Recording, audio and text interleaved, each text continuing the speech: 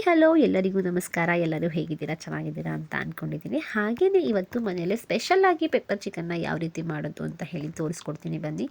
ಮೊದಲು ಈರುಳ್ಳಿನ ಕಟ್ ಮಾಡಿ ಇಟ್ಕೊಬೇಕು. 2 ಈರುಳ್ಳಿನ ತೊಗೊಂಡಿದ್ದೀನಿ. ಹಾಗೆ 1.5 ಗೆಡ್ಡೆಯಷ್ಟು ಬೆಳ್ಳುಳ್ಳಿನ ತೊಗೊಂಡಿದ್ದೀನಿ. ಹಾಗೆ ಹಸಿಮೆಣಸಿನ್ಕಾಯಿ, ಕರಿಬೇವು ಇದನ್ನೆಲ್ಲ ಕಟ್ ಮಾಡಿ ಇಟ್ಕೊಬೇಕು. ನೆಕ್ಸ್ಟು ಒಲೆ ಮೇಲೆ ಪ್ಯಾನ್ ಇಟ್ಟು ಸಾಂಬಾರ, ಜೀರಿಗೆ, ಮೆಣಸು ಮತ್ತು ಧನಿಯಾ ಇದನ್ನೆಲ್ಲ ಫ್ರೈ ಮಾಡ್ಕೊಳ್ಳಿ. ಇದೆಲ್ಲ ಸ್ವಲ್ಪ ಚಟಪಟ ಫ್ರೈ ಆದಮೇಲೆ ಇದನ್ನು ತೆಗೆದು ಪಕ್ಕದಲ್ಲಿ ಇಟ್ಕೊಳ್ಳಿ. ಅದು ಸ್ವಲ್ಪ ಆರಬೇಕು, ಆಮೇಲೆ ಪೌಡ್ರ್ ಮಾಡ್ಕೊಂಡ್ರೆ ಆಗುತ್ತೆ. ನೆಕ್ಸ್ಟು ಒಲೆ ಮೇಲೆ ಪ್ಯಾನ್ ಇಟ್ಟು 100 ಗ್ರಾಮ್ ಆಯಲ್ನ ಹಾಕಬೇಕು. ಆಯಲ್ನ ಹಾಕಿ ಅದಕ್ಕೆ ಚಕ್ಕೆ, ಲವಂಗ, ಏಲಕ್ಕಿ ಇದನ್ನೆಲ್ಲ ತೊಗೊಂಡು ಹಾಕೋಬೇಕು. ಆಮೇಲೆ ನಾವು ಬಿಡಿಸಿಟ್ಕೊಂಡಿದ್ವಲ್ಲ ಬೆಳ್ಳುಳ್ಳಿ, 1.5 ಗೆಡ್ಡೆಯಷ್ಟು ಬೆಳ್ಳುಳ್ಳಿ, ಹಾಗೆಯೇ ಆನಿಯನ್ನು, ನೆಕ್ಸ್ಟ್ ಹಸಿಮೆಣಸಿನ್ಕಾಯಿ, ಕರಿಬೇವು ಇದನ್ನೆಲ್ಲ ಹಾಕಿ ಫ್ರೈ ಮಾಡಬೇಕು. ಇದು ಸ್ವಲ್ಪ ಫ್ರೈ ಆಗಬೇಕು ಬೇಗನೆ ಅಂತ ಹೇಳಿದ್ರೆ ಇದಕ್ಕೆ ಸ್ವಲ್ಪ 1 ಸ್ಪೂನಷ್ಟು ಉಪ್ಪನ್ನ ಹಾಕ್ಕೊಂಡ್ರೆ ಬೇಗನೆ ಫ್ರೈ ಆಗುತ್ತೆ. ಯಾಕೆಂದರೆ ನಾವು ತಂದಾಗ ಹಸಿ ಈರುಳ್ಳಿ ಇರುತ್ತೆ ಅಲ್ವಾ, ಅದು ಅಷ್ಟಾಗಿ ಬೇಗ ಫ್ರೈ ಆಗೋಲ್ಲ. ಅದಕ್ಕೋಸ್ಕರ ಒಂದು ಸ್ವಲ್ಪ ಉಪ್ಪನ್ನ ಹಾಕ್ಕೊಂಡ್ರೆ ಬೇಗ ಫ್ರೈ ಆಗುತ್ತೆ. ನೆಕ್ಸ್ಟು ನಾವು ಎಲ್ಲ ಹುರಿದು ಇಟ್ಕೊಂಡಿದ್ವಲ್ಲ ಅದನ್ನು ಪೌಡರ್ ಮಾಡ್ಕೊಂಬೇಡ. ತುಂಬ ನುಣ್ಣಾಗಿ ಪುಡಿ ಮಾಡ್ಕೊಬೇಡಿ, ತರಿಯಾಗಿ ಪೌಡ್ರ್ ಮಾಡಿಕೊಂಡ್ರೆ ಚೆನ್ನಾಗಿರುತ್ತೆ. ನೆಕ್ಸ್ಟ್ ನಾನು ಇದಕ್ಕೆ ಸ್ವಲ್ಪ ಸಾಲ್ಟನ್ನ ಹಾಕ್ಕೊತಾ ಇದ್ದೀನಿ. ಇದೆಲ್ಲ ಚೆನ್ನಾಗಿ ಫ್ರೈ ಆದಮೇಲೆ ನೋಡಿ, ಆನಿಯನ್ ತುಂಬಾ ಚೆನ್ನಾಗಿ ಫ್ರೈ ಆಗಿದೆ. ಇದು ಫ್ರೈ ಎಲ್ಲ ಆದಮೇಲೆ ಇದಕ್ಕೆ ನಾವು ನೆಕ್ಸ್ಟು ಶುಂಠಿ ಮತ್ತು ಬೆಳ್ಳುಳ್ಳಿ ಪೇಸ್ಟ್ನ ಹಾಕ್ಕೋಬೇಕು. ನಾನು 1.5 ಸ್ಪೂನಷ್ಟು ಶುಂಠಿ ಬೆಳ್ಳುಳ್ಳಿ ಪೇಸ್ಟ್ನ ಹಾಕ್ಕೊತಾ ಇದ್ದೀನಿ. ಯಾಕೆ ಅಂತ ಹೇಳಿದ್ರೆ ನಾನು ಆಲ್ರೆಡಿ ಬೆಳ್ಳುಳ್ಳಿನ ಹಾಕಿರೋದ್ರಿಂದ 1.5 ಸ್ಪೂನಷ್ಟು ಶುಂಠಿ ಬೆಳ್ಳುಳ್ಳಿ ಪೇಸ್ಟ್ ಸಾಕು.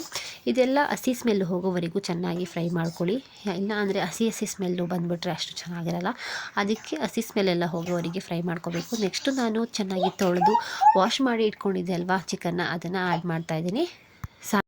ನೆಕ್ಸ್ಟು ನಾವು ಇದೆಲ್ಲನೂ ಚೆನ್ನಾಗಿ ಕೆದಕಬೇಕು. ನೆಕ್ಸ್ಟ್ ಕೆದಕೆಲ್ಲ ಆದಮೇಲೆ ಇದಕ್ಕೆ ಅರ್ಧ ಲೋಟದಷ್ಟು ನೀರನ್ನ ಹಾಕಬೇಕು.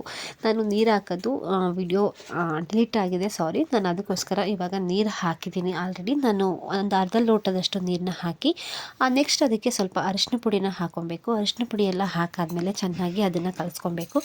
ನೆಕ್ಸ್ಟ್ ಇದನ್ನು ಲಿಡ್ನ ಕ್ಲೋಸ್ ಮಾಡಿ ಒಂದು 5 ಮಿನಿಟ್ಸ್ ಅಷ್ಟು ಅದನ್ನು ಕುದಿಯಕ್ಕೆ ಬಿಟ್ಟರೆ ಅದು ರೆಡಿ ಆಗುತ್ತೆ. ನೋಡಿ, ಈ ಥರ ಲಿಡ್ನ ಕ್ಲೋಸ್ ಮಾಡ್ತಾಯಿದ್ದೀನಿ. ಕ್ಲೋಸ್ ಮಾಡಿ ಒಂದು 5 ಮಿನಿಟ್ಸ್ ಅಷ್ಟು ಟೈಮ್ ಆಯಿತು. ಇವಾಗ ನೋಡಿ, ನೀರೆಲ್ಲ ಸುಂಡೋಗಿದೆ. ಎಷ್ಟು ಚೆನ್ನಾಗಿ ಬಂದಿದೆ ಅಂತ ಹೇಳಿ. ನಾನು ಇನ್ನೂ ಇದಕ್ಕೆ ಯಾವುದೇ ರೀತಿ ಪೌಡರ್ನ ಹಾಕಿಲ್ಲ. ಇವಾಗ ನೋಡಿ, ನಾನು ಪೌಡರ್ ಮಾಡಿ ಇಟ್ಕೊಂಡಿದ್ನಲ್ವ, ಈ ಜೀರಿಗೆ, ಮೆಣಸು ಮತ್ತು ಸಾಂಬಾರ, ಪೆಪ್ಪರು ಇದನ್ನೆಲ್ಲ ಪೌಡರ್ ಮಾಡಿ ಇಟ್ಕೊಂಡಿದ್ನಲ್ವ ಅದನ್ನು ಹಾಕ್ತಾಯಿದ್ದೀನಿ. ಅದು ಎಷ್ಟಾಗಿರುತ್ತೆ ಅಷ್ಟು ಫುಲ್ ಹಾಕಿ. 1 kg ಚಿಕನ್ ಮಾಡಿದ್ರೆ ಅಷ್ಟು ಬೇಕು. ಅಷ್ಟೆಲ್ಲ ಹಾಕಾದ್ಮೇಲೆ ಚೆನ್ನಾಗಿ ಮಿಕ್ಸ್ ಕೊಡಬೇಕು. ಚೆನ್ನಾಗಿ ಮಿಕ್ಸ್ ಎಲ್ಲ ಕೊಟ್ಟಾದಮೇಲೆ ನೋಡಿ, ಪೆಪ್ಪರ್ ಚಿಕನ್ ಆಲ್ರೆಡಿ ರೆಡಿ ಆಗ್ತಾಯಿದೆ. ನೀರೆಲ್ಲ ಫುಲ್ಲು ಸುಂಡೋಗಬೇಕು. ಅಲ್ಲಿವರೆಗೂ ಇದನ್ನು ಚೆನ್ನಾಗಿ ಕುದಿಸ್ಕೋಬೇಕು. ಕುದಿಸ್ಕೊಂಡ್ರಂತೂ ಸಖತ್ತಾಗಿರುತ್ತೆ. ಮನೇಲೇ ಈಸಿಯಾಗಿ ಮಾಡ್ಕೊಬೋದು. ನೋಡಿ, ಲಾಸ್ಟಲ್ಲಿ ಕರಿಬೇವು ಮತ್ತು ಕೊತ್ತಂಬರಿನ ಹಾಕ್ಕೊಂಡ್ರೆ ಟೇಸ್ಟ್ ಅಂತೂ ಸಖತ್ತಾಗಿರುತ್ತೆ. ಮನೇಲೇ ಈಸಿಯಾಗಿ ಮಾಡ್ಕೊಬೋದು. ನಮ್ಮನೆ ಅಂತೂ ತುಂಬಾ ಎಲ್ಲರೂ ಇಷ್ಟಪಟ್ಟು ತಿಂದರು. ಲಾಸ್ಟಲ್ಲಿ ನಾನು ಪೌಡರು ಎಲ್ಲ ಹಾಕಿದ್ದೆ ಅಲ್ವ, ಅದಕ್ಕೋಸ್ಕರ ಲಾಸ್ಟಲ್ಲಿ ಒಂದು ಸಲ ಲಿಡ್ನ ಕ್ಲೋಸ್ ಮಾಡ್ತಾಯಿದ್ದೀನಿ. ಲಾಸ್ಟಲ್ಲಿ ಒಂದು ಸ್ವಲ್ಪ ಸ್ಪೈಸಿ ಇರಲಿ ಅಂತ ಹೇಳಿ ಗುಂಟೂರು ಮೆಣಸಿನ್ಕಾಯಿನ ಹಾಕ್ತಾಯಿದ್ದೀನಿ. ಇದಂತೂ ಸ್ಪೆಷಲ್ ಪೆಪ್ಪರ್ ಚಿಕನ್ ಅಂತಲೇ ಹೇಳ್ಬೋದು. ಅಷ್ಟು ಸಖತ್ತಾಗಿರುತ್ತೆ. ನೀವು ಒಂದು ಸಲ ಮನೇಲಿ ಟ್ರೈ ಮಾಡಿ, ಪ್ರತಿಯೊಬ್ಬರಿಗೂ ಇಷ್ಟ ಆಗುತ್ತೆ. ಅಷ್ಟು ಚೆನ್ನಾಗಿರುತ್ತೆ. ಸಾಲ್ಟ್ ಸ್ವಲ್ಪ ನೋಡ್ಕೊಂಡು ಹಾಕಿ, ಯಾಕೆಂದರೆ ನಮ್ಮ ಆಲ್ರೆಡಿ ಫಸ್ಟೇ ಒಂದು ಸಲ ಆನಿಯನ್ಗೆ ಸಾಲ್ಟ್ ಎಲ್ಲ ಹಾಕಿರ್ತೀವಿ ಅಲ್ವಾ, ಅದಕ್ಕೋಸ್ಕರ ಲಾಸ್ಟಲ್ಲಿ ಸಾಲ್ಟನ್ನ ಹಾಕಬೇಕಾದ್ರೆ ನೋಡಿ ಹಾಕಿ, ಇಲ್ಲ ಅಂದರೆ ಉಪ್ಪಾಗೋ ಚಾನ್ಸಸ್ ಇರುತ್ತೆ. ನೆಕ್ಸ್ಟ್ ತುಂಬಾ ಸಖತ್ತಾಗಿರೋ ಪೆಪ್ಪರ್ ಚಿಕನ್ ರೆಡಿ ಆಯಿತು. ನೀವು ಮನೇಲಿ ಒಂದು ಸಲ ಟ್ರೈ ಮಾಡಿ. ನಾನು ಲಾಸ್ಟಲ್ಲಿ ಈ ರೀತಿ ಸರ್ವ್ ಮಾಡ್ತಾಯಿದ್ದೀನಿ. ನಿಮ್ಮೆಲ್ಲರಿಗೂ ಈ ವಿಡಿಯೋ ಖಂಡಿತವಾಗ್ಲೂ ಯೂಸ್ ಆಗಿದೆ ಅಂತ ಅಂದ್ಕೊತೀನಿ. ಯೂಸ್ ಆದರೆ ಒಂದು ಶೇರ್ ಮಾಡಿ, ಸಬ್ಸ್ಕ್ರೈಬ್ ಮಾಡ್ಕೊಳ್ಳಿ. Thank you for watching. Bye.